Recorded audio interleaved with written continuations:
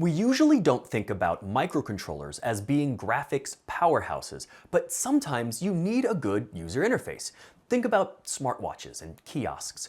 While most low-power microcontrollers can create simple text or shapes on a small LCD, we sometimes need a more robust library that allows us to quickly create graphical interfaces. Zephyr comes with LVGL, which is a lightweight, open-source graphics library that has been around for a few years and is quite popular with embedded developers. I'll show you how to configure an existing SPI driver for an LCD and then use LVGL to draw some basic text and shapes on it.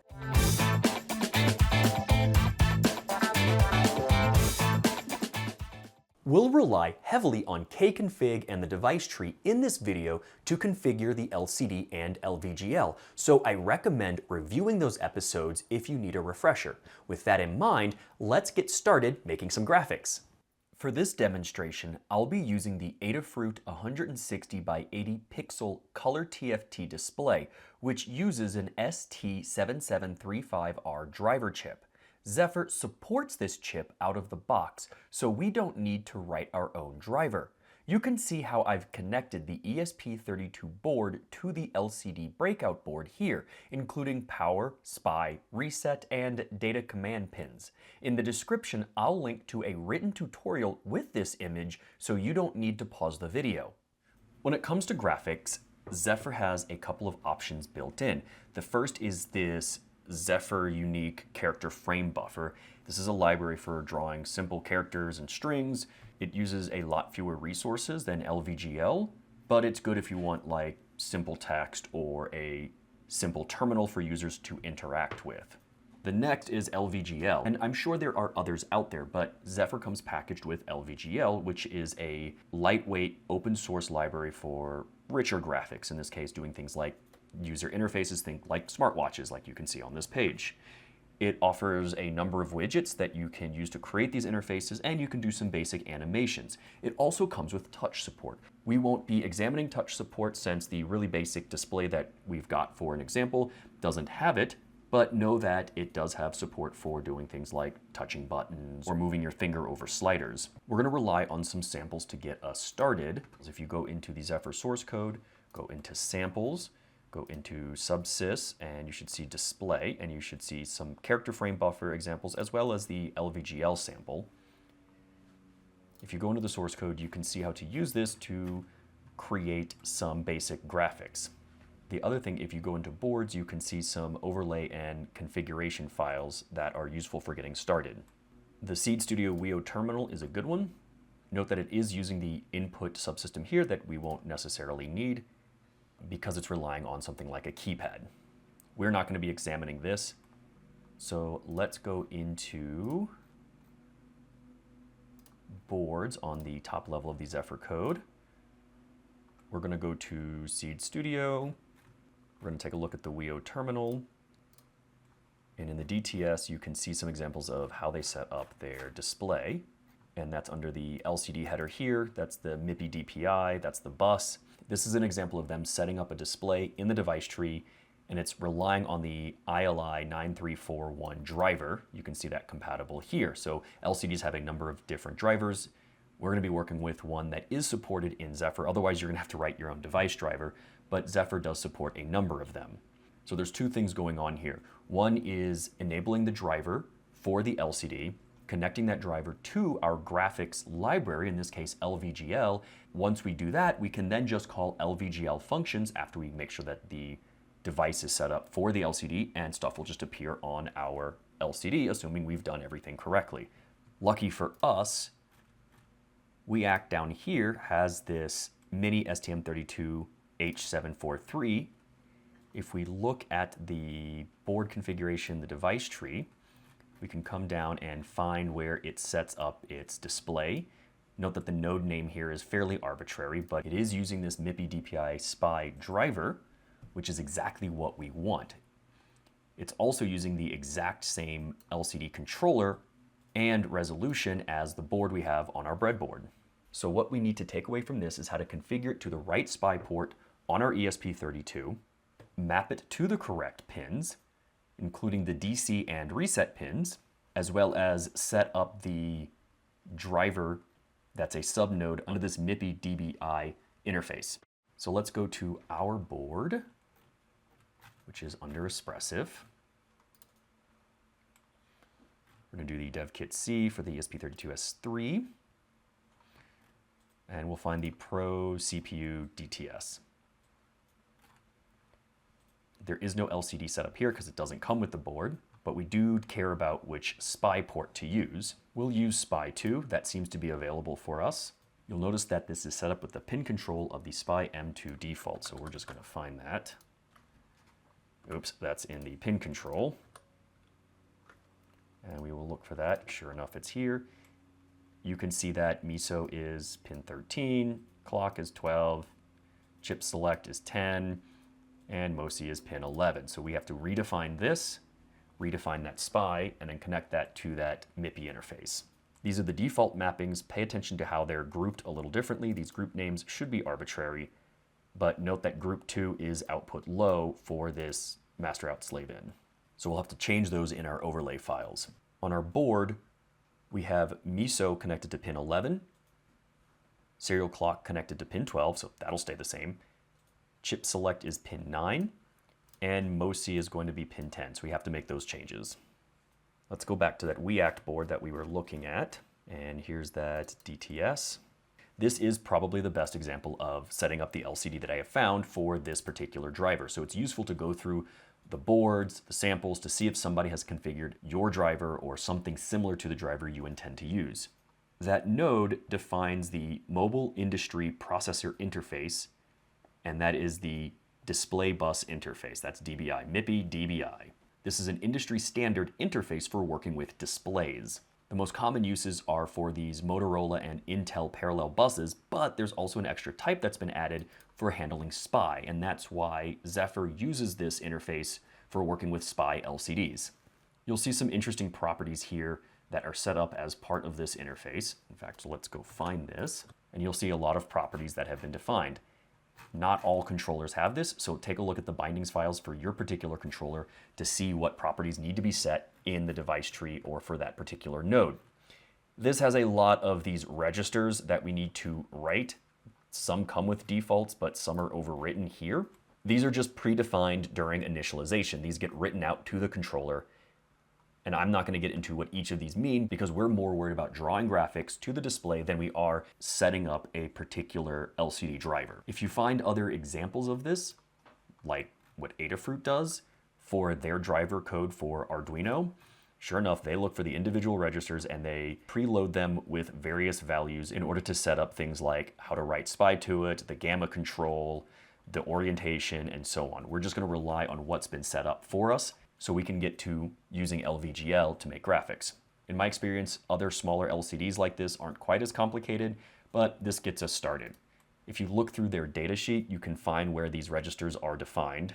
This datasheet is quite large, so if you skip down to about page 122, you can see the start of these. So let's scroll on up. There we go. Here's all that information about the frame control registers, the gamma, the power control, and so forth. So you'd have to write these out in order to set it up. I'm just going to go with whatever's been set for us. We're just going to copy this because it should work. If you go into Zephyr, if you go to DTS, you go into bindings, and where were we? Display. Here's a list of all of the supported bindings files or the drivers for the different LCD driver types that Zephyr supports. This is as of version 3.7, so my hope is that Zephyr will continue to add more of these. So my recommendation is when you are buying an LCD, if you're going to work with Zephyr, try to find something with one of these controllers listed here so that you will know it works with Zephyr. Many of these do adhere to the MIPI DBI interface, but not all of them. Some of them might be I2C or other parallel bus. If we go back to our boards, we go back to the one we were looking at, which is that WIACT, which is down here.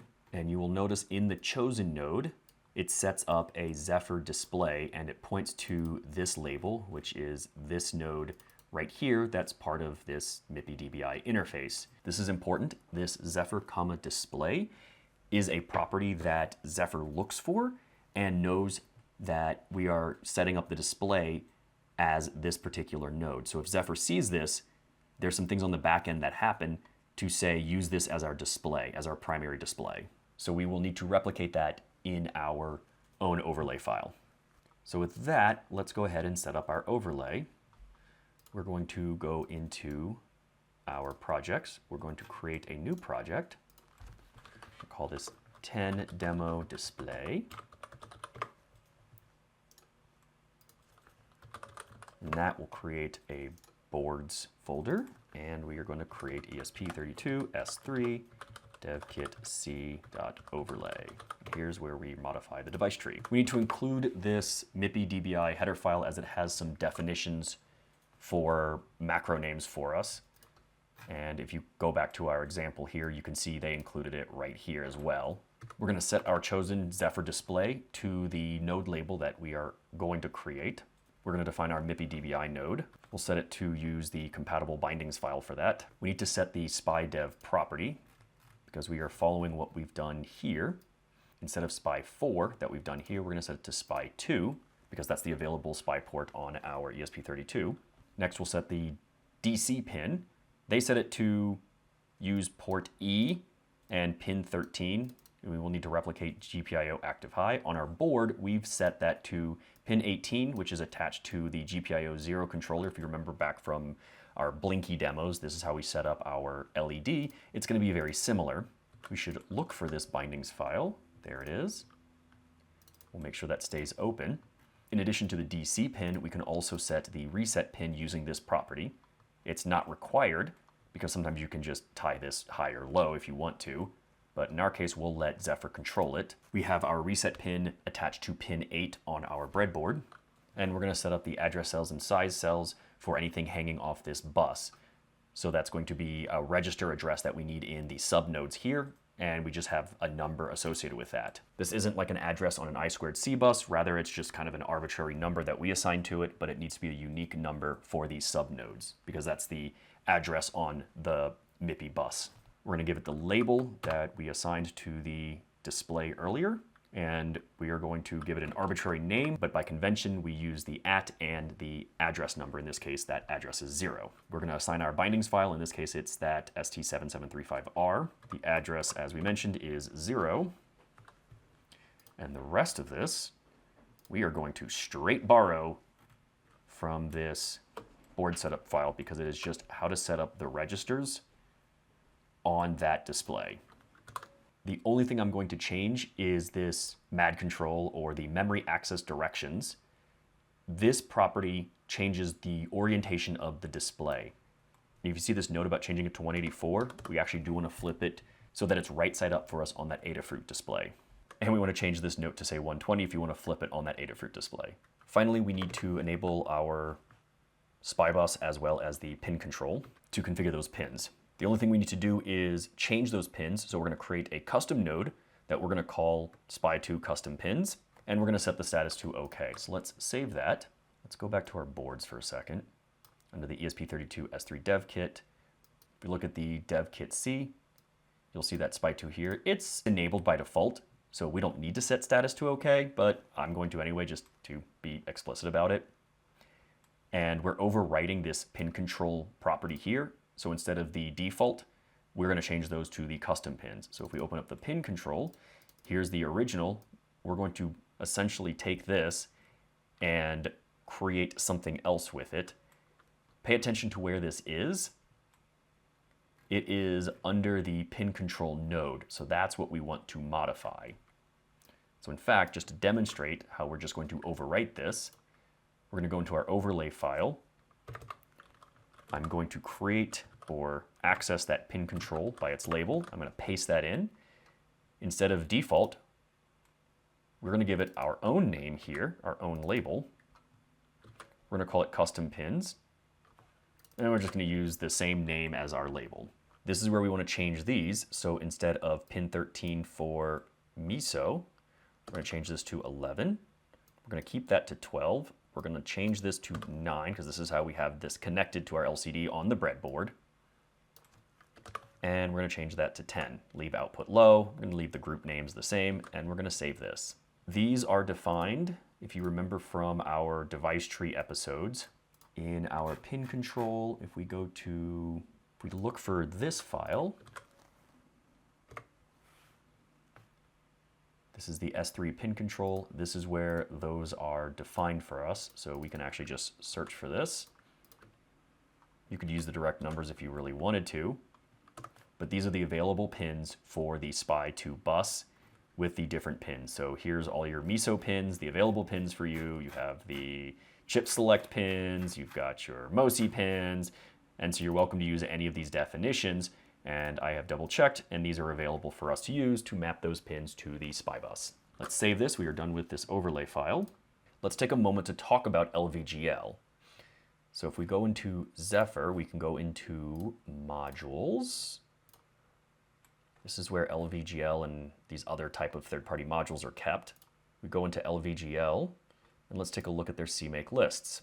This LVGL in the modules under Zephyr is Zephyr's wrapper / custom configuration for LVGL, so it works well with Zephyr applications. The actual third-party source code is located outside. It's part of the installation process when we created this Docker container.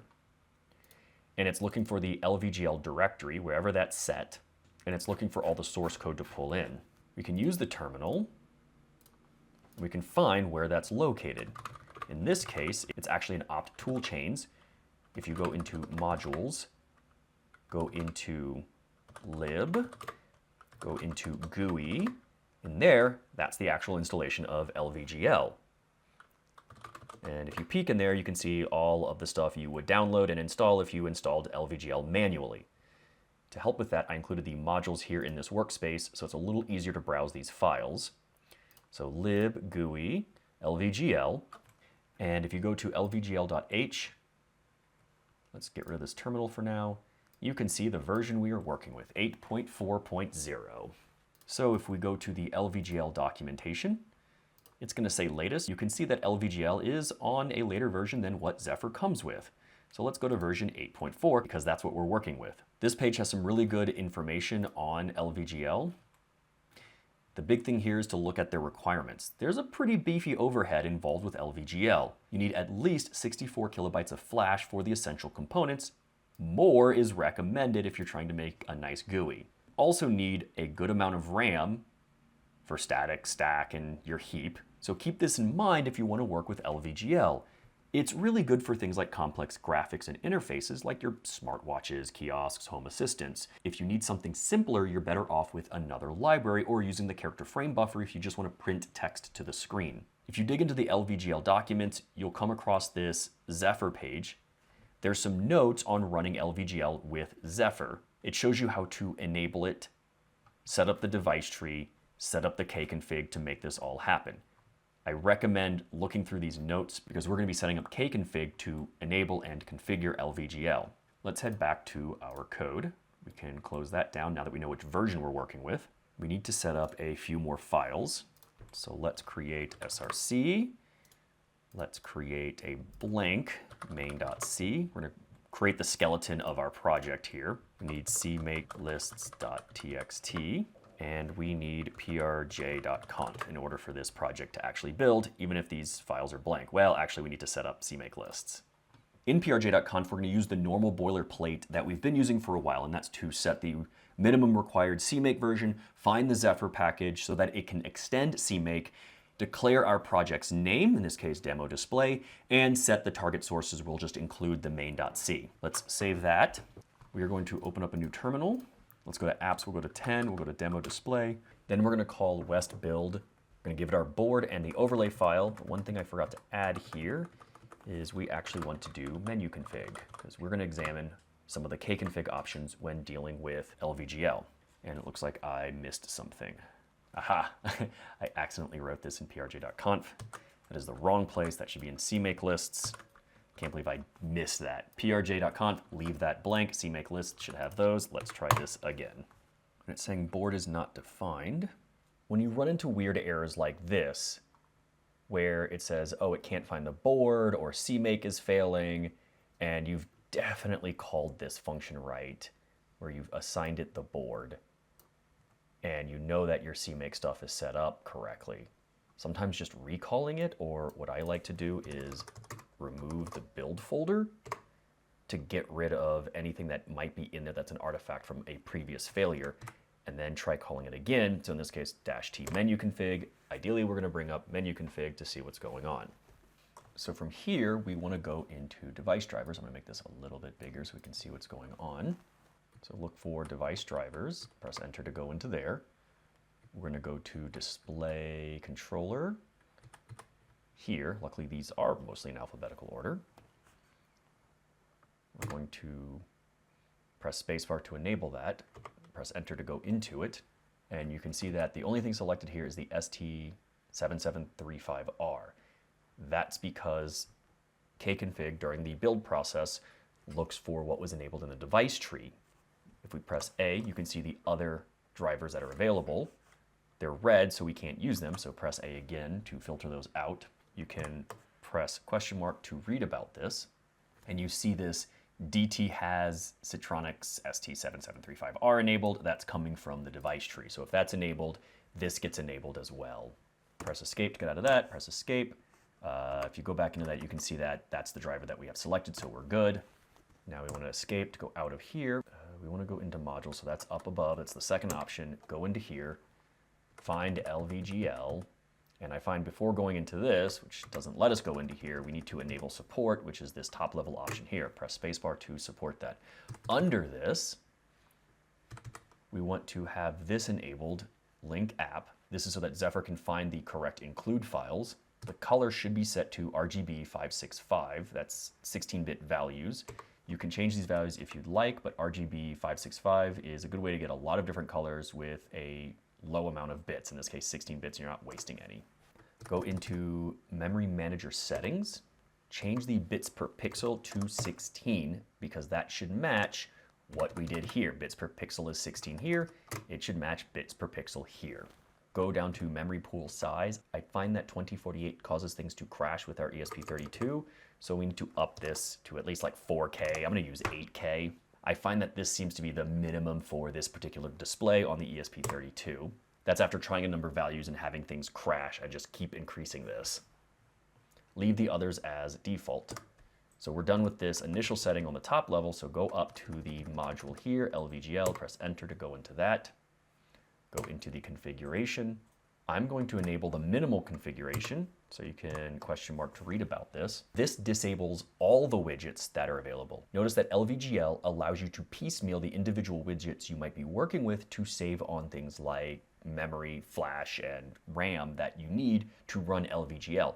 This minimal configuration gets rid of all of those by default, and you only enable the ones you want. So let's get out of that. In color settings, make sure this is set to 16-bit RGB 565. It should match that other setting. Go back out of this. We want to enable the swapping of the 2 bytes for RGB 565. Note that it says you should do this if we're communicating over SPI. And because we are communicating over SPI, we want to enable that. So press space. Leave the rest as default. Go into memory settings. We want to enable custom malloc and free. Zephyr provides custom implementations of LV mem alloc and LV mem free. Zephyr makes sure they are thread safe. It plays well with the rest of Zephyr. Otherwise, you'd be using the default LVGL implementations of those, and I can't promise they're like thread safe or going to work with Zephyr. So we want to enable this if we're using LVGL with Zephyr. Let's leave the rest as default. Get out of this. We can skip some of these, go to font usage, go into enable built-in fonts. You can enable some of the fonts that come with LVGL, and there are ways to install your own fonts. Notice that by default, we have this Unsky font, size 8. Press question mark, you can read about it. That's enabled by default because that comes with the default font that we have selected here. Escape out of that, go into widget usage, and this is where we can select the actual widgets we want to include in our application. So by default, we have nothing. We can't draw anything. We're going to work with some simple ones. Take a note of the ones you have available here if you want to make a more complex user interface. Label gives us basic text, and line lets us do things like, well, draw lines or squares. I'll show you how to draw a circle, that requires drawing an object and then overlaying it with rounded corners. It's really interesting. Other than creating a button, there are some ways to create circles without relying on these other widgets. Escape out of this, keep pressing escape or press Q, yes to save configuration. Now, let's do our diff build Zephyr.config.old, compare that to Zephyr.config, and there is a lot going on here. If you try to copy this into your prj.conf, you will find that Zephyr is going to probably yell at you because they are not meant to be set by the user, and so you're going to have a bad time. I took some time and pared these down to the ones that you just need to care about, so let's go through those and write those in our prj.conf. Let's get rid of this terminal. Let's go to prj.conf, and we will write these out. When you start working with larger libraries like Wi-Fi stacks and LVGL, I often find that if you're doing stuff from the main thread in Zephyr, you're going to probably crash the ESP32 because the stack size is not large enough. You're going to have like a stack overflow and the entire processor will crash. If you have unexpected crashes during runtime, try increasing the main stack size, and that just gives more memory to that main thread. 4K seems to be good enough for what we need here. We're going to enable the display driver. Remember that we have to set this symbol in addition to the ST7735R. But when we were looking at menu config, you saw that the ST7735R was enabled by default because we have it enabled in the Devicetree. So we'll just let the Devicetree determine which driver to use. We're going to turn on LVGL. That's just a simple symbol. We're going to set the mem custom to enabled so that Zephyr can use its custom implementations of malloc and free. We'll set the bits per pixel to 16. This is where we swapped those 2 bytes because we're using SPI. And we'll set the memory pool size to 8K that we saw when we were messing with menu config. Then we'll enable the widgets. We'll first set the configuration to minimal so it turns off all the widgets by default, and then we'll enable just the ones we want to use. We want to use labels so we can write text. Next are the label options that I found needed to be enabled. They should come by default, but just to be explicit here, we're going to enable text selection and the long text hints. And then we'll enable the line widgets. As you can see, LV is for LVGL, use is for enabling or disabling widgets, and then the name of the widget. So we've enabled labels and lines. Let's go ahead and save this. And now we finally get to write our application. Before we do that, let's take a look at the widgets that we have available. In fact, let's change this to 8.4. The idea in LVGL is everything is based on this idea of an object. Your code should set up objects much like you would with something like HTML or CSS, even though C executes sequentially. We create an object, and a label, for example, is a type of object, and we can put that object somewhere in our screen. So this is our main screen here. We have alignments, for example, the center, the top left. We can put it outside of the screen if we really want to have it outside. And note that LVGL is better for doing things like making simple shapes, turning those into user interfaces. It can be fairly complex user interfaces, but I found it's better for things like user interfaces rather than complex animations. Let's go ahead and write our code if we go back to source main.c. We're not going to include standard input-output this time, so we're just going to include the main Zephyr kernel. We want to include the display header file so we can talk to the LCD. And we're going to do a little string manipulation in our labels, so we have to include the string library. We're going to set our main thread to sleep for 50 millisecond intervals. We want to target about 20 frames per second here. We'll set up a counter so that we can have that as one of our labels. As we're doing string manipulation, we need some buffer to store the string data. We'll have a device that's our display, and we'll create a couple of pointers to our LVGL objects. In this case, they're going to be labels. We'll also create a couple of other objects for displaying simple graphics, in this case a rectangle and a circle. Notice they are pointers to these LVObj T structs. These are just type deft, so instead of typing struct LVObj T every time, we use that, which is unlike what Zephyr does. If you want to change fonts, colors, foreground, background, you need to create these style objects. That's another type of struct, and we will fill those out and pass those into the objects themselves so we can update the style. To draw a square or any type of object that has multiple points, that's straight lines between them, we're going to use an array of these points, and we're going to define the points where these lines need to be drawn between. So we're going to start with 0, 0, and then over to 120, 0, so that's X and Y, and we're going to close out that square by drawing lines between each of those points.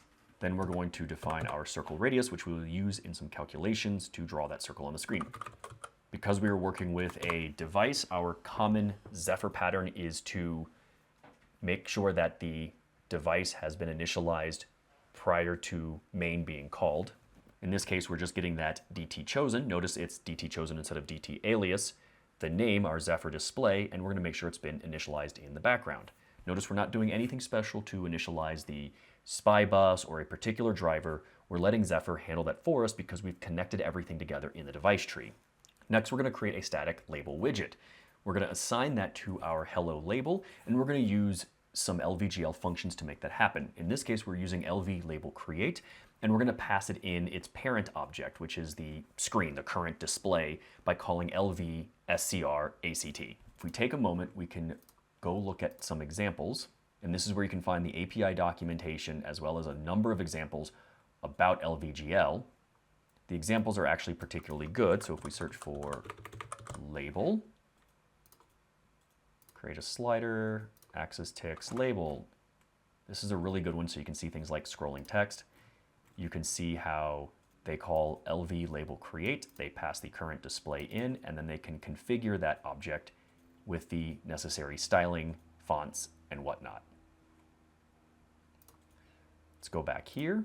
We'll set the text using the LV label set text function. We'll pass in that label and the text we want to set. The LV object align allows us to align that label somewhere on the screen. If we go back to our documentation, you can see that we have 9 main places on the screen we can place it, plus some of the ones on the outside. So we're going to do top mid, which should center it at the top of the screen. There's a number of macros that are defined for us, which is LV underscore something. In this case, we can say align top mid. If we copy that function, we can go in, search the documentation for it.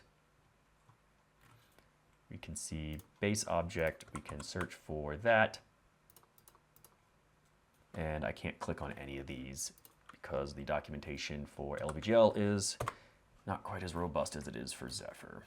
I honestly find that going examples is the better spot for figuring out how these functions work.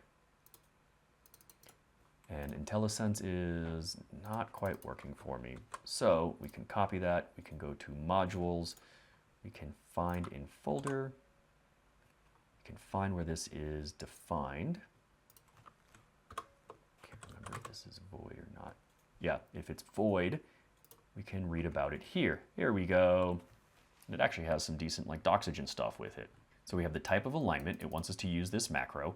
We have the X and Y offsets after the alignment. So we can actually put it at the top of the screen and then have it offset from that top.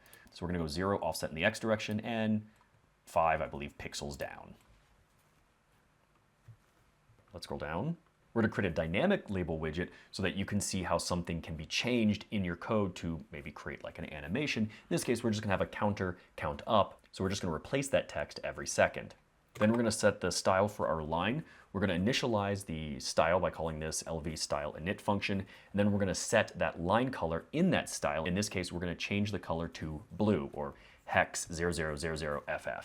We can also set the line width by using this set line width function. We give it the rect style, it updates that if we want to set the width to 3. Next, we're going to create our rectangle. To do that, we're going to initialize it with LV line create. Then we're going to add the style to our rect object, and that updates it with the color blue and this width of 3 that we defined earlier. Then we're going to set the points of that line. So a line can have multiple points because it's just going to be lines between those points. We're going to pass in the rectangle object that we created.